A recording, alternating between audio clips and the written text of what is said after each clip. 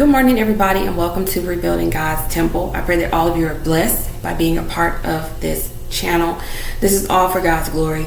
This is all for Him, for all of us to wake up, for all of us to be about the Father's business, just as Jesus was.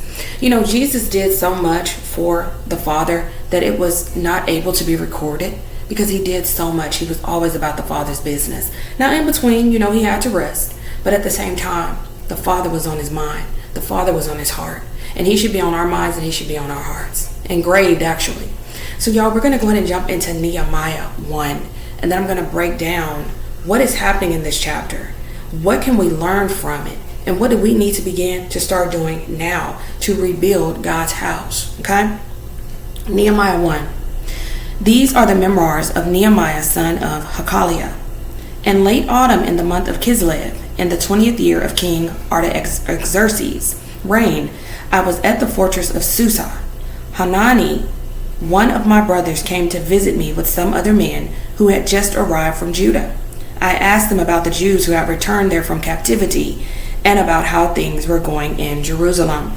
They said to me, "Things are not going well. For those who returned to the province of Judah, they are in great trouble and disgrace. The wall of Jerusalem has been torn down, and the gates have been destroyed by fire." When I heard this, I sat down and wept. In fact, for days I mourned, fasted, and prayed to the God of heaven. Then I said, "O Lord God of heaven, the great and awesome God who keeps His covenant of unfailing love with those who love Him and obey His commands, listen to my prayer. Look down and see me praying night and day for your people Israel. I confess that we have sinned against you, yes, even my own family, and I have sinned. We have sinned terribly by not obeying the commands, decrees, and regulations that you gave us through your servant Moses. Please remember what you told your servant Moses. If you are unfaithful to me, I will scatter you among the nations. But if you return to me and obey my commands and live by them, then even if you are exiled to the ends of the earth, I will bring you back to the place I have chosen for my name to be honored. The people you rescued by your great power and strong hand are your servants. O Lord, please hear my prayer. Listen to the prayers of those of us who delight in honoring you. Please grant me success today by making the king favorable to me. Put it into his heart to be kind to me. In those days, I was the king's cupbearer." Okay? So we see here that we are introduced to Nehemiah. Okay? Nehemiah is the type of man, as we can see very early on, where he is concerned about others. He is concerned and he is checking up on God's people. Okay? It says here, because he's asking Hanani about God's people. They were once in captivity, but God set them free. So he wants to know how things are going for them in Jerusalem. And so Hanani and the man, that came with him, are letting him know things are not going so well. Things are not going so well. For those who return to the province of Judah, they are in great trouble and disgrace. Okay? So this is not good news. This is not something that someone wants to hear when God has set you free. When God has delivered you, you want to hear they're thriving. Everything is on the up and up.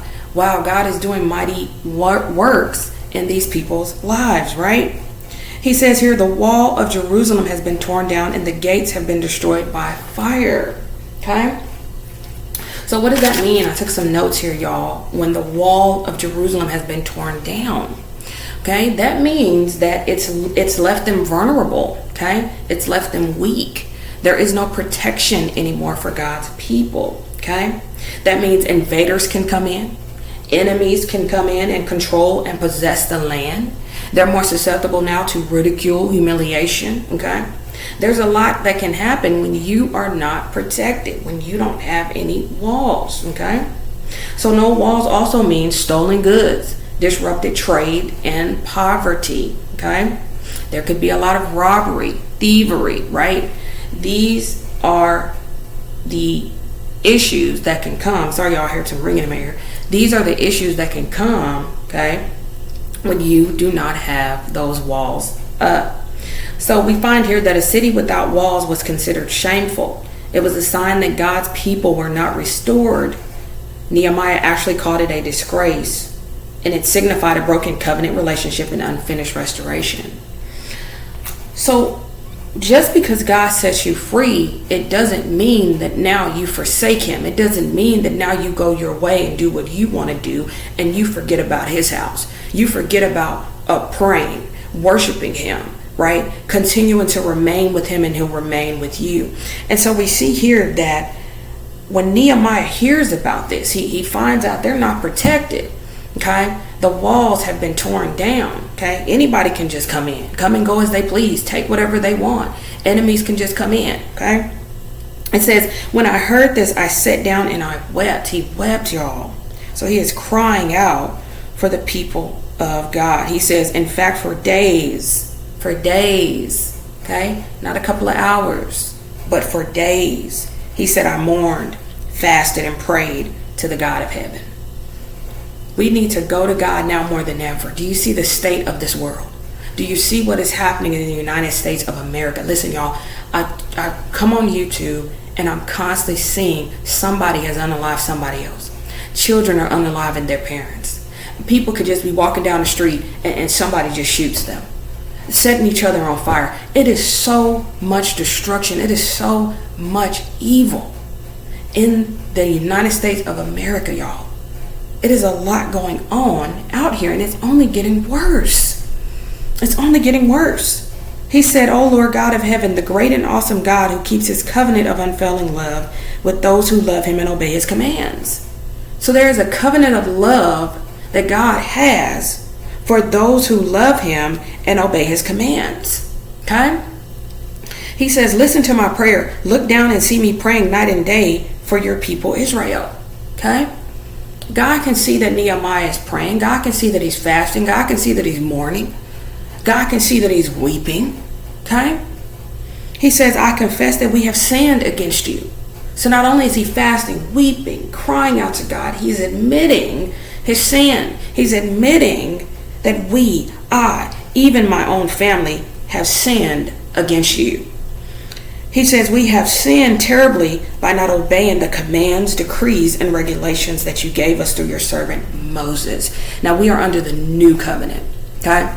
So we are to love our enemies. Pray for those who accuse us, right? If they're hungry, your enemies, give them something to drink, give them something to eat. We are now operating in love, but we also need to constantly be in prayer. We need to be in fasting, y'all. This is not a game. We are supposed to be on the front lines. People are out here hurting and broken. They are sick. They are tormented day and night. We need to be about the Father's business, okay?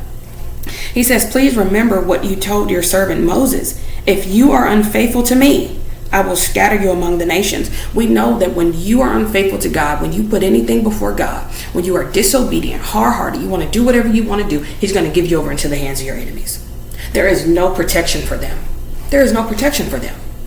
He just rescued you out of captivity. He got you away from your oppressor. And now look at what you're doing to his house. You're allowing it to be destroyed. You're not coming together. Everybody coming together in prayer, remembering the covenant of God. Okay? We have got to quit playing here. He says, but if you return to me and obey my commands and live by them, then even if you are exiled to the ends of the earth, I will bring you back to the place I have chosen for my name to be honored. It's not about us, it's about God. It's not about building our house, it's about building his. And then he goes on and says, verse 10, the people you rescued by your great power and strong hand are your servants. So God is the one that rescued them. God is the one that saved them by his great power and strong hand. Okay, nobody else could do it. Only God could do it.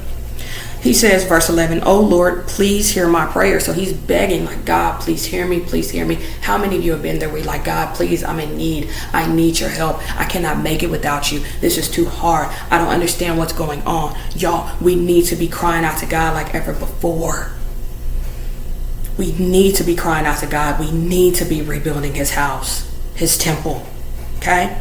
He says, listen to the prayers of those of us who delight in honoring you. The prayers of the righteous availeth much. Nehemiah's prayers are availing much. Okay? He says, please grant me success today by making the king favorable to me. Put it into his heart to be kind to me. In those days, I was the king's cupbearer. Okay? So now he's asking God to put it into the king's heart, okay, to be kind to him. Okay, and this is very important. And this is King Artaxerxes, right? And so I did a little research because I wanted to understand, why did the king's heart need to be kind to him? And so what I found out is the king could kill him for looking sad. So it says here, Persian kings considered sadness in their presence a threat or disrespect. Okay? And this is Nehemiah chapter 2 that we're going into, but we're going to read that tomorrow. But it's Nehemiah chapter 2 verse 2. It says, I was very much afraid. Okay? So Nehemiah is fearful. And this is why he's saying, God, please prepare the king's heart so he is kind to me. Okay? So he wasn't exaggerating. People were executed for less in those times, y'all. So he prayed because his life was literally on the line. Okay? And then I also found out that the king had previously ordered Jerusalem not to rebuild the wall. And so that was interesting to me because Nehemiah is also considering all of this. So it says here, Artaxerxes had already issued a decree stopping the rebuilding of Jerusalem. And you'll find that in Ezra chapter 4 verse 21. So Nehemiah was asking him essentially to reverse his own law. Right? Something ancient kings rarely did. Okay? Once it was mandated, once it was put in law, it was binding. There was no way you could reverse it. So it was very, very rare that they did that in those times. So only God, okay, this is something Nehemiah understands, only God can rectify, only God can provide that solution, that restoration, right? He knew that only God could turn a king's heart enough to make him change his own decree. The king's heart is in God's hands, y'all. And then number 3, Nehemiah needed resources only the king could provide, okay? And so we'll get into all of that tomorrow, okay? And then Proverbs 21:1, which I was saying earlier, the king's heart is in the hand of the Lord. He turns it wherever he will, okay? So Nehemiah understood this spiritually. If God didn't move the king's heart, the wall would never rise. If God didn't move the king's heart, the wall would never rise. However, if God did move the king's heart, no enemy could stop the rebuilding. Okay? This is why Nehemiah prayed before he spoke. He went into prayer. He didn't trust his words. He trusted God's influence, God's might, God's hand, God's power. What are you believing God for? What are you trusting God for? What is an impossible situation? And it's somebody's heart who God needs to make kind towards you in order for you to do what you need to do for God. Okay? So this is major for Nehemiah. This is a major assignment because Nehemiah is getting ready to go before the king. Okay? And then in chapter 2, we're going to find out what happens tomorrow. So I pray that each and every one of you are blessed by this message so far. We are going to be locking in for the month of July, doing a teaching a day, y'all. I'm very serious about this. It is now time more than ever to get right with God. It is now time more than ever to put him in his rightful place, which is first place. God does not come in second or third, okay? And we learned that by reading Cain and Abel, okay? God is not going to take scraps. God is not going to take less. He deserves the best because he gives us the best, okay? So I pray that this bless y'all this morning for July 1st, and I'll see you again tomorrow, July 2nd. Bye-bye.